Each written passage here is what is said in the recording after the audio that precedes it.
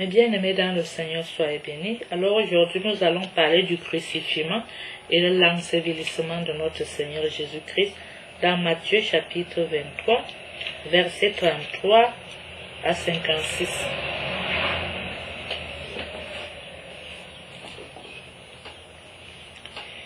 Lorsqu'ils furent arrivés au lieu appelé Crâne, ils le crucifièrent ainsi que deux malfaiteurs, l'un à droite et l'autre à gauche.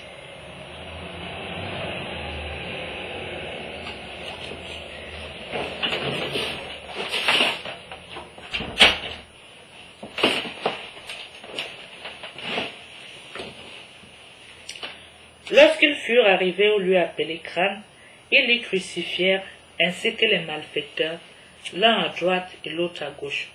Et Jésus disait, « Père, pardonne-leur.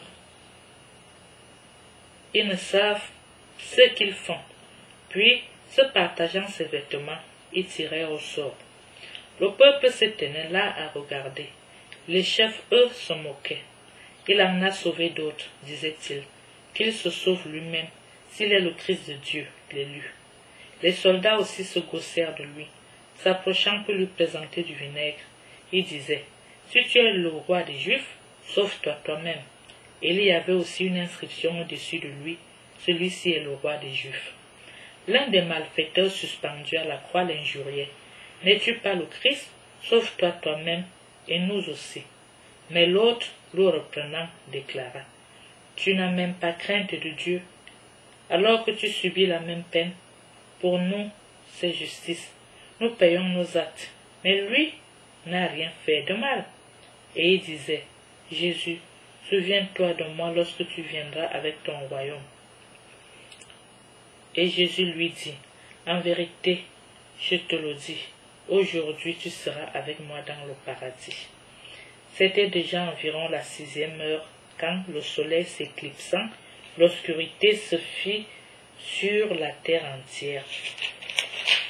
Jusqu'à la 9e heure, le voile du sanctuaire se déchira par le milieu, et, jetant un grand cri, Jésus dit, « Père, entre tes mains, je remets mon esprit. » Ayant dit cela, il expira. Voyant ce qui était arrivé, le centenier glorifiait Dieu en disant, « Sûrement cet homme était injuste. » Et toutes les foules qui s'étaient rassemblées pour ce spectacle, voyant ce qui était arrivé, s'en retournaient en se frappant la poitrine. Tous ses amis se tenaient à distance, ainsi que les femmes qui l'accompagnaient depuis la Galilée et qui regardaient cela. Et voici un homme nommé Joseph, membre du conseil, homme droit et juste. Celui-là n'avait pas donné son assentiment au dessein ni à l'acte des autres. Il était d'Arimathie, ville juive, et il attendait le royaume de Dieu. Il alla trouver Pilate et réclama le corps de Jésus.